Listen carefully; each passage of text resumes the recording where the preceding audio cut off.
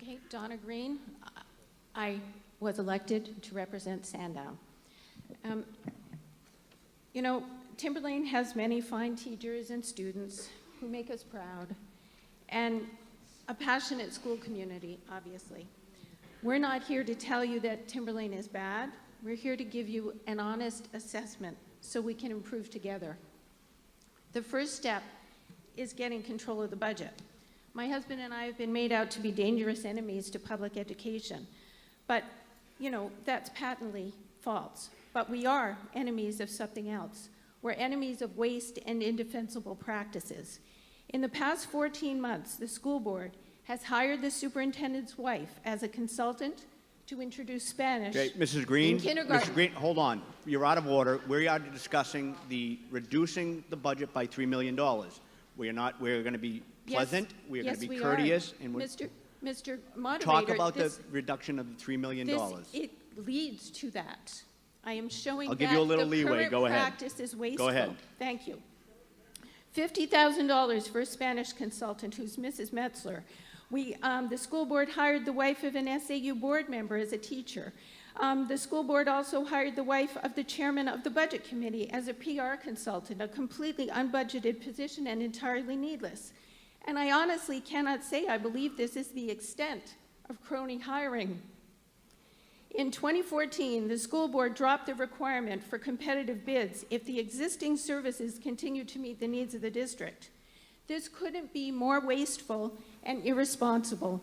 Our athletic trainer contract, for instance, did not go out to bid for 28 years until we were hounded by a parent to do so. The result was an excellent new company that provides more services, such as a doctor at football games, for significantly less money. Now, I don't know how many other contracts we have like this. I tried to amend the new policy to say that all contracts had to go out to bid at a minimum of every 3 years. This was defeated 1-8 by the school board.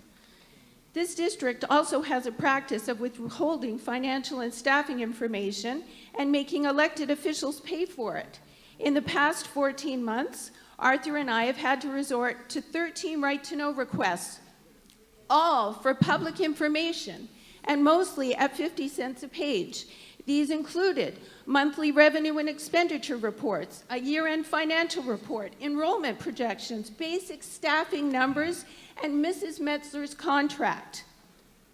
Last year, the district's financial audit was issued 9 months late with an adverse opinion. Mrs. Green, Nothing we're all set. has been done. So, Mrs. Green, it's been 3 minutes, please. Mrs. Green. Mrs. Green, thank you. Yes, Mr. Artis. Oh, well, no, he hasn't made a comment. What he was going to do is try to make a motion, so I will entertain his comment.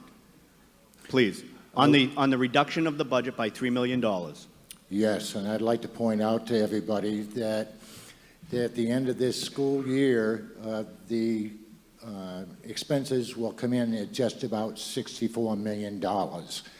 We can do everything that we did this year, last year, this coming year, on the $65 million budget that Mr. Green just proposed. There's no reason why this school can't operate on $1 million more that it's going to spend this year for next year, particularly since we're going to be budgeting for 1,000 less kids in the whole district. This is your money. Think about what you're doing. Thank you, Mr. Artis. Yes, sir.